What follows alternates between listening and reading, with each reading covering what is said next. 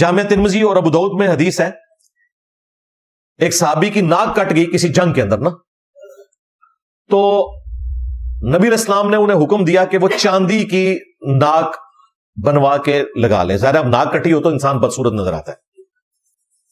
अच्छा, चांदी की जो नाक उन्होंने लगवाई, कुछ अरसे बाद उसमें बदबू पड़ गई, ज़ाहिर है वो इतनी अच्छी धात नहीं है। तो फिर नबी सल्लल्लाहु अलैहि वसल्लम ने उस सहाबी को हुक्म दिया कि सोने की नाक लगवाओ। फिर उसने सोने की नाक, हालांकि मर्द के लिए सोना हराम है, सोने की नाक उन्होंने लगवाई। इससे यह भी साबित हुआ कि अगर कोई शख्स सोने का दांत लगवाना चाहता है तो वो दुरुस्त है। इसी तरीके से दांत सीधे करवाने के लिए ब्रेसेस लगवाता है तो फितरत को बदलना नहीं है, उसकी फितरत पहले ही खराब हुई हुई है, उसको सीधा करना है। ये वो सारी एक्टिविटीज हैं जिसको करने की आपको इजाजत है। अपने बाल ट्रांसप्लांट करवाना, आपके बाल झड़ चुके हैं, ज़ाहिर है हर बंदे के तो बाल नहीं झड़ते ना, तो जिसके झड़ गए वो नेचर से हट गया और वो अगर खर्चा करके अपने बाल लगवाना चाहता है लगवा ले। इसी तरीके से अगर कोई विग इस्तेमाल करना चाहता है, मसनूई बालों की, ओरिजिनल बालों की नहीं, मसनूई बालों की, वो इस्तेमाल कर सकता है।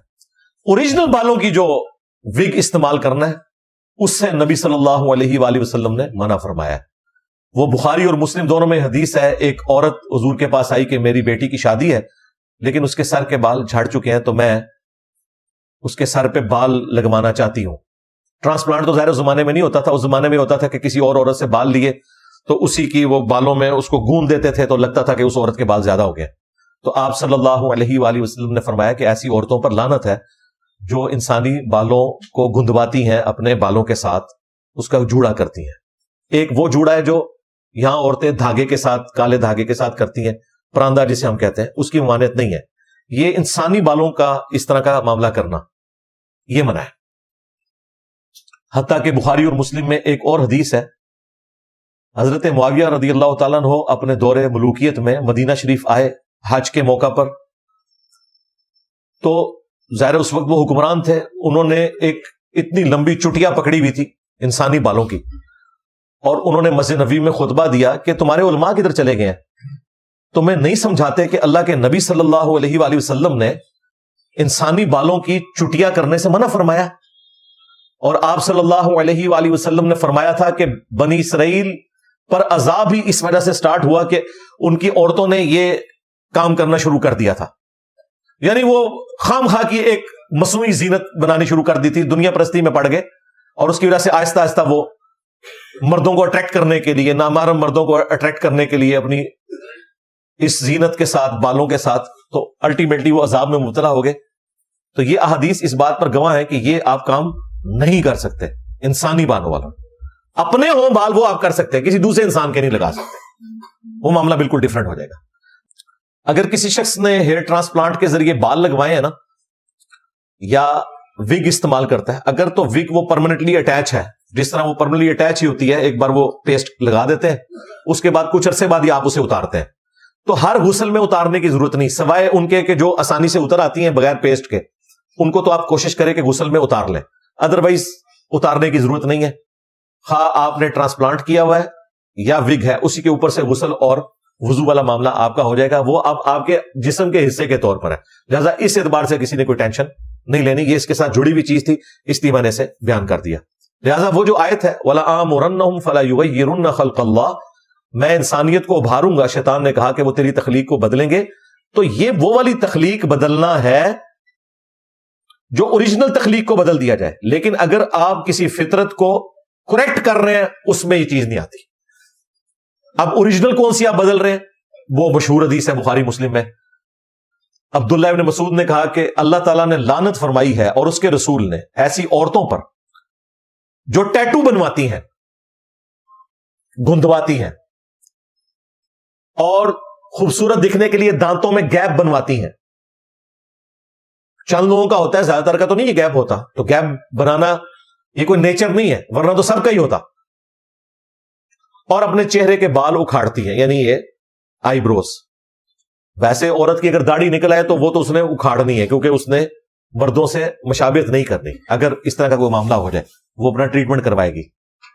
लेकिन ये वाले बाल खामखा इनको हर वक्त छेड़ते रहना اور پھر عورتیں بہانے کرتی ہیں نہیں جی ہمارے تو وہ فطرت سے ہٹے ہوئے ہم سیٹ کرتے ہیں, سارا نہیں ہٹ کے نہیں, یہ ایک صرف فیشن بنایا ہوا ہے انہوں نے. کوئی لاکھوں میں کیس ہو سکتا ہے, لیکن اس کے لیے پہلے ڈیٹا اکٹھا کر کے آپ کو وہ پورے سائز سائنٹیفکلی بتانے ہوں گے کہ اس سائز کا ہو تو اس کے بعد وہ کر سکتا ہے. اس طرح کی ایکٹیویٹی تب پرفارم کی جائے اگر کسی نے کرنی ہے. ابن مسعود کی یہ حدیث ایک عورت نے اس زمانے میں سنی اور وہ آ گئی حضرت ابن مسعود کے پاس, اور اس نے کہا کہ حضرت آپ یہ کہتے ہیں کہ اللہ تعالیٰ نے قرآن میں لعنت فرمائی ہے ایسی عورتوں پر جو ٹیٹو بنوائیں اور دانتوں میں گیپ بنوائیں.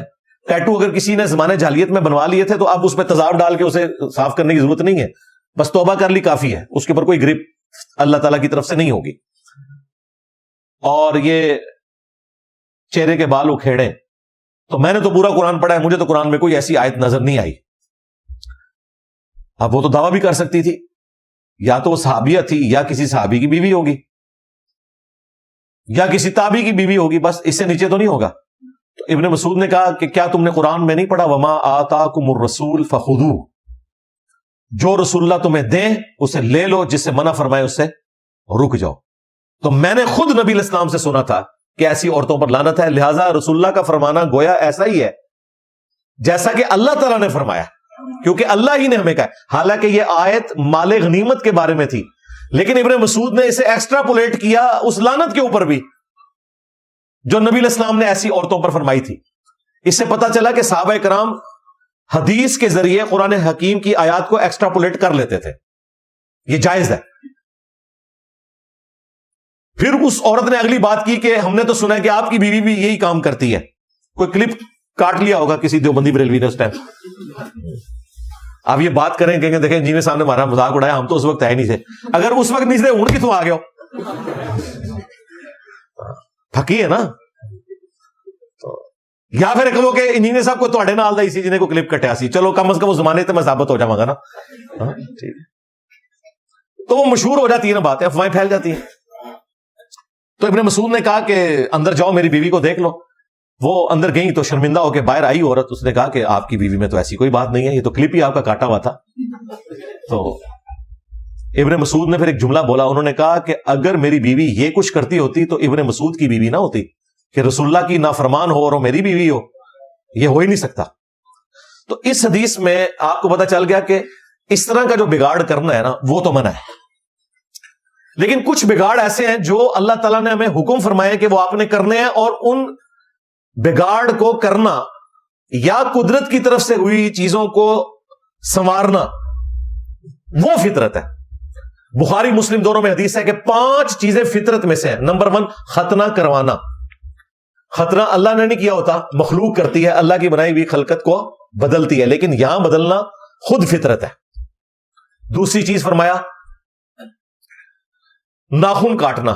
تیسرا بغلوں کے بال صاف کرنا. چوتھی چیز زیر ناف بال. اور 5ویں مونچھیں پست کرنا. صحیح مسلم میں یہی حدیث ہے, اس میں آیا 10 چیزیں فطرت سے. ان میں داڑھی بڑھانا بھی ہے, مسواک کرنا یعنی دانتوں کو صاف کرنا, ناک صاف کرنا. 5 چیزیں تو یہی ہیں, اس کے علاوہ بھی ہیں. پانی کے ساتھ استنجا کرنا. اس زمانے میں یہ بھی بڑی بات تھی کیونکہ عموماً استنجا مٹی سے ہوتا تھا, پانی تو بھر کے لانا پڑتا تھا. ہم تو بڑے خوش نصیب ہیں, ہمارے پاس پانی اویلیبل ہے. اور مسلم شریف میں ہی ایک اور حدیث ہے کہ نبی علیہ السلام نے غیر ضروری بالوں کے لیے, ناخن کاٹنے کے لیے 40 دن کی مدت مقرر فرمائی ہے کہ 40 دن کے اندر آپ نے ایک دفعہ یہ کام ضرور کرنا ہے. ویسے تو ہر ویک کر لیں ٹھیک ہے, لیکن لیٹ سے لیٹ بھی 40 دن. اس میں کوئی سائز کا نہیں ہے کہ اتنے بال ہو جائیں یا اتنے ناخن. 40 دن کی مدت مقرر فرمائی ہے. 40 دن کے اندر آپ نے ایک دفعہ اپنے ناخن کاٹنے ہیں, مونچھیں پست کر لینی ہے, بال غیر ضروری جو ہے یہ صاف کرنے ہیں. اس کو نبی صلی اللہ علیہ وآلہ وسلم نے مشروع فرمایا.